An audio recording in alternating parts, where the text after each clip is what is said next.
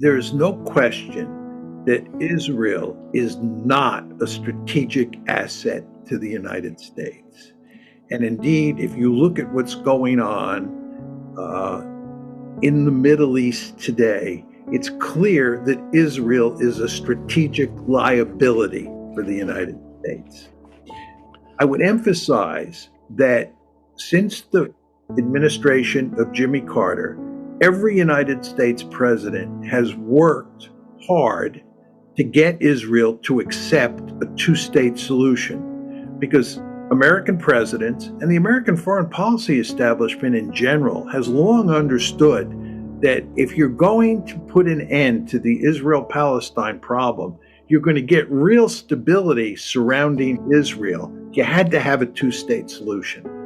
But we have been unable to get a two-state solution. Instead, we've ended up with an apartheid Israel. And the end result of that is the mess that you see today. This tells you that Israel is a strategic liability. Now, some people say, we support Israel unconditionally, not for strategic reasons, but for moral reasons. Well, if you look at what's going on in Gaza today, it is impossible to make the argument that we should support Israel for moral reasons. In fact, we shouldn't support Israel if you're going to, bring in the moral dimension. But what this all says is that there is no strategic case for supporting Israel unconditionally, and there is no moral case for supporting Israel unconditionally. Therefore, why do we support Israel the way we do? Why are we joined at the hip with Israel? Why do we have this relationship which is unparalleled in modern history? And the answer is the Israel lobby. And the fact is, in the United States, we have this Israel lobby. We have an Israel lobby that is a remarkably powerful interest group that works over time to make sure that the United States supports Israel unconditionally.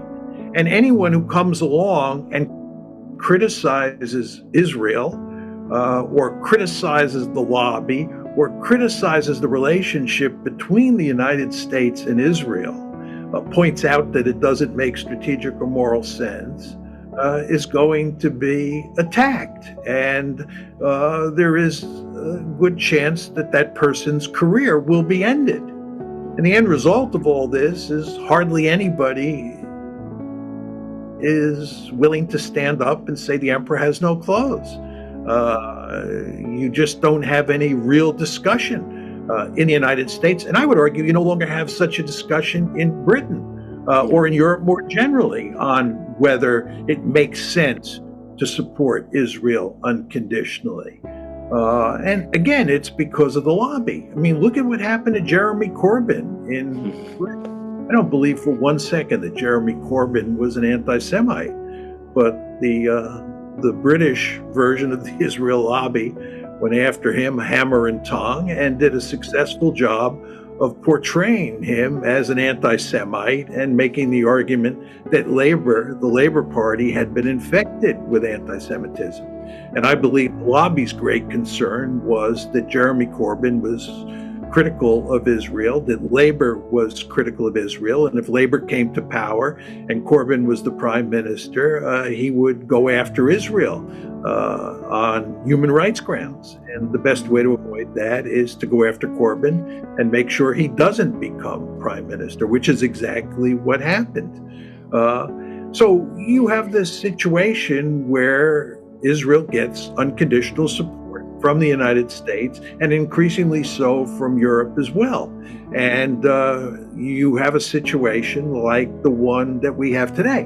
Now, my final point on this is that I believe, and Steve Walton and I argued this when we wrote our article and then book on the Israel lobby, that this unconditional support is not only bad for the United States, it's bad for Israel as well.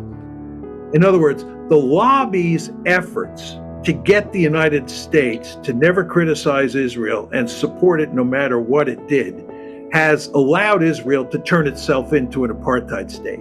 And it has allowed Israel to avoid adopting a two-state solution. If we meaning the United States, had been able to put enormous pressure on Israel and get it to accept the two-state solution, I believe we wouldn't be in the mess that we're in today. The Israelis would not be in the mess they're in today.